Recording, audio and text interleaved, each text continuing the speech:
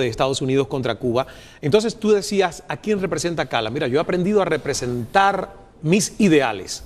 Y mis ideales son ideales de libertad personal, más allá de cualquier ideología política o cualquier gobierno. Yo represento al ser humano que quiere y tiene la potestad de decidir con sus decisiones qué hacer con su vida, más allá de un gobierno. Entonces sí, represento esa libertad. Sí salí de Cuba. No porque soy un anticastrista, pero porque no estuve de acuerdo con que no el gobierno de los Castro, sino el gobierno de nadie determine mi destino o diga usted no puede salir de esta isla porque nosotros tenemos las medidas y usted no puede emigrar de su país o usted no puede explorar el mundo. Eso no se lo permitiré a ningún gobierno. Y a eso represento los intereses e ideales de libertad personal. El tema de la migración no puedes tú llamarle a ningún hondureño que haya decidido irse de Honduras un apátrida, un traidor o un desertor, como a mí me llamaron, porque yo decidí establecer mi vida nuevamente en un país como Canadá.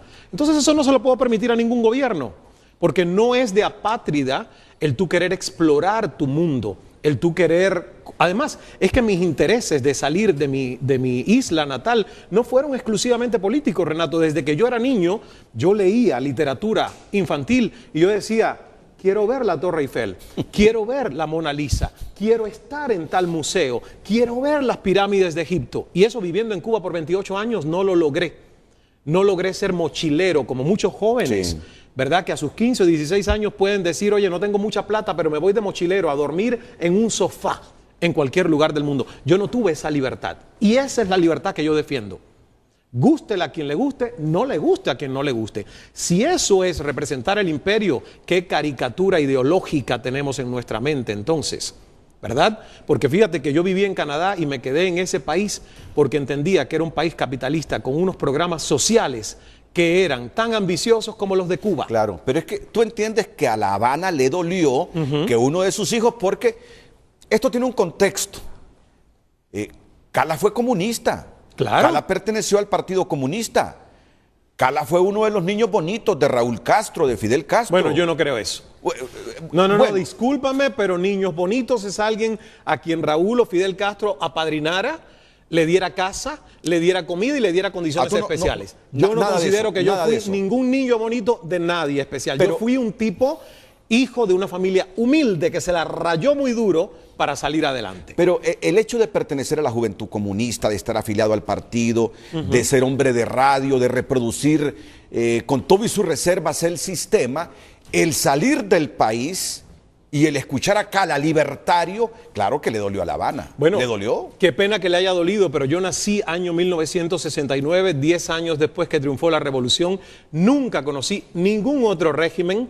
Mi cerebro fue educado con esas doctrinas hasta los 20 años. Que se cae la Unión Soviética, se cae el bloque socialista y me retiran de las materias universitarias en Cuba una asignatura que se había convertido en mi religión, materialismo dialéctico. Sí. Marx y Engels fueron la religión porque Cuba decía que la religión era el opio de los pueblos. Y fíjate cómo ha cambiado todo, que después Fidel Castro recibe en La Habana a Juan Pablo II y la religión tuvo una apertura. Pero en los años en que yo crecí, mi gobierno me dijo que la religión era el opio de los pueblos y que yo no podía creer en Dios porque era un joven comunista. A los 20 años se derrumba esa filosofía.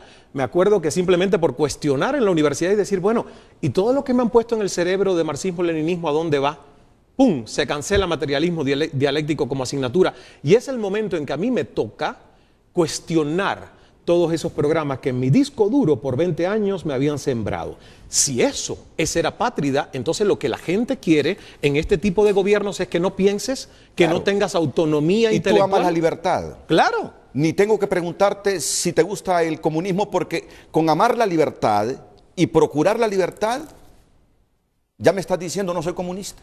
No, es que no ser esclavo de ideología. Es que no soy comunista como tampoco soy capitalista, porque digo y vivo en el capitalismo que ninguno de esos dos sistemas son sistemas perfectos. Lamentablemente, Renato, no lo son.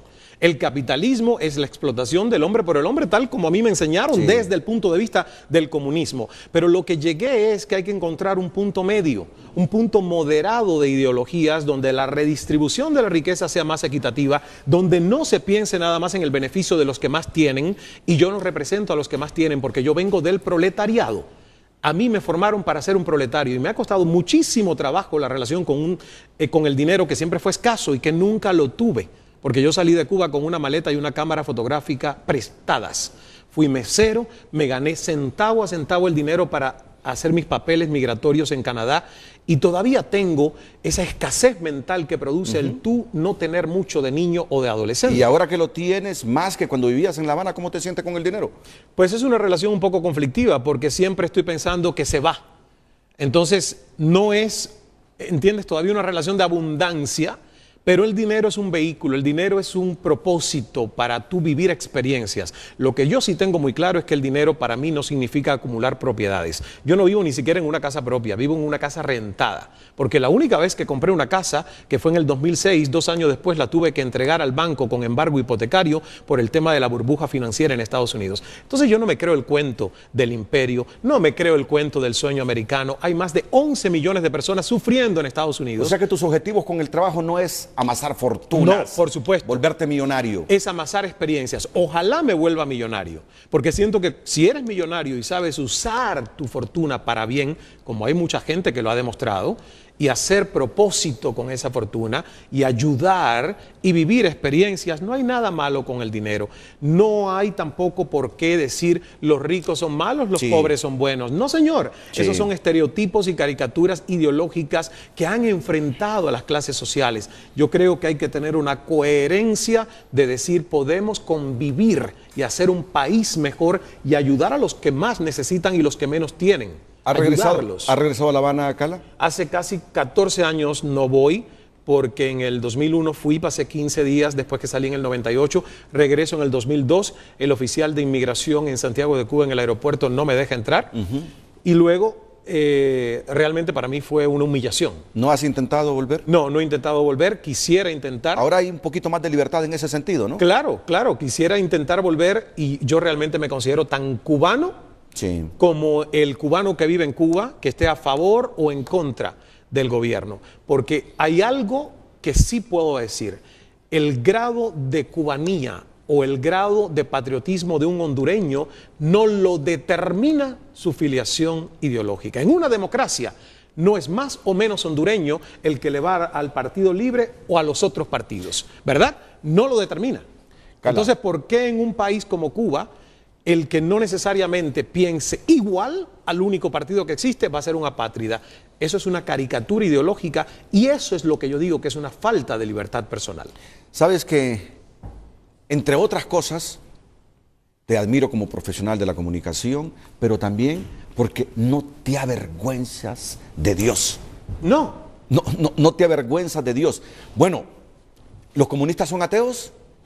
¿O hay comunistas que creen en Dios? No creo, porque fíjate que el propio presidente de Venezuela, Hugo Chávez, a quien yo considero que fue comunista, de hecho, baluarte del socialismo del siglo XXI, el discurso cambió. Y después lo de socialismo muerte, la palabra muerte se quitó de ahí y era vida.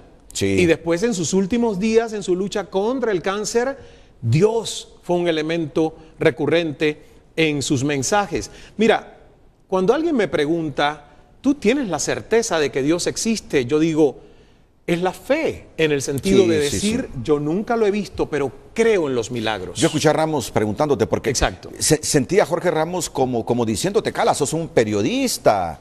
¿Cómo es que tú mencionas a Dios en todos lados? Sos un periodista. Y ya voy a insertar esa partecita de la entrevista con Jorge. Pero lo que yo quiero saber es, ¿dónde comenzó tu fe? En medio del sistema comunista. ¿Tus padres transmitieron esos valores? Sí, mi abuela. Ah, tu abuela. Mi abuela, yo nací un 8 de septiembre, ese es el día de la Virgen de la Caridad del Cobre, es la patrona de Cuba. Mi abuelita, muy católica y además entregada a la sacristía, era quien lavaba todos los fines de semana, digamos, los manteles y servilletas que se usaban durante la liturgia. Y yo crecí viendo a mi abuela con su devoción y mi abuela me llevaba a la iglesia católica del Caney, mi pequeño pueblo. Yo me hice la primera comunión, la catequesis, leía la palabra de Dios a veces muy niñito, ¿eh? Entonces, hasta los 11 años, que mi madre le dice a mi abuela, mira, discúlpame, tú estás desactivada en esta sociedad porque tú no trabajas, pero él es un niño que está creciendo en este país y aquí la religión no está bien vista, por lo tanto, él es un joven comunista, no puede seguir yendo a la iglesia católica. A mí me dio de verdad mucho dolor porque yo disfrutaba mucho ir a la iglesia con esos otros niños y ver toda la liturgia, pero no podía ir.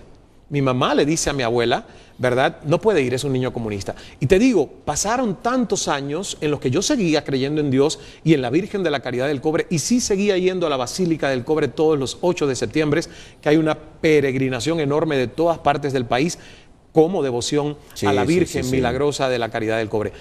Y te digo algo más, antes de salir de Cuba yo le dije a la Virgen un día, te pido por favor que me permitas cumplir el sueño de explorar el mundo.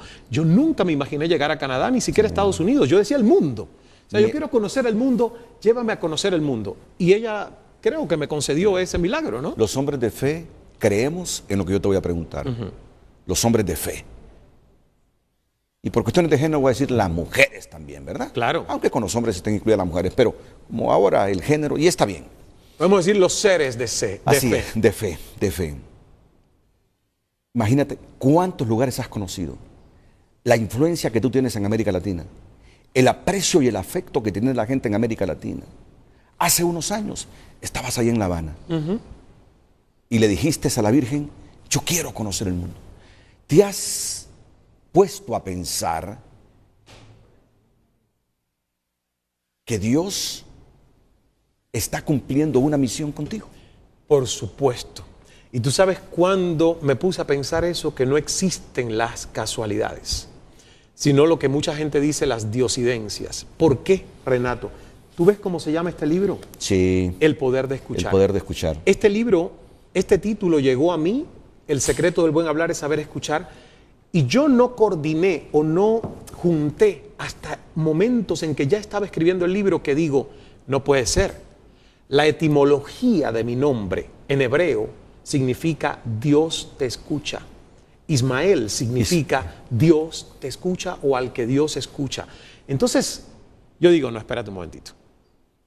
Si mi carta de presentación, que es mi nombre, lleva etimológicamente eso, ¿cómo yo voy a decir que no creo en Dios? Si me fue designado de nacimiento, y yo siento que lo que hoy estoy haciendo es porque soy un vehículo de llevar un mensaje. Muchos de estos mensajes ni siquiera yo los pienso. Yo tengo un mantra que es Dios es amor, hágase el milagro.